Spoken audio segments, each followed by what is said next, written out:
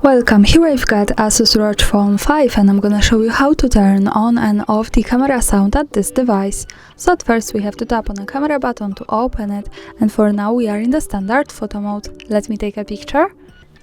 Now we can hear the sound. To turn it off, let's move to the left corner to this button. By tapping on it, we can open the advanced camera settings. From here we have to slide a little bit down to the other category, and here we have the camera sound option. So by using the button from the right, we can turn off the sound or turn it on as we need. Now let me keep this turned off. Let's go back to the camera and let me take another picture. As you can hear, the sound is turned off. We can of course go back to the left corner, slide again and turn it on again as we need. And now, when I take another photo, we can hear it. And that's all. Thanks for watching, subscribe our channel and leave the thumbs up.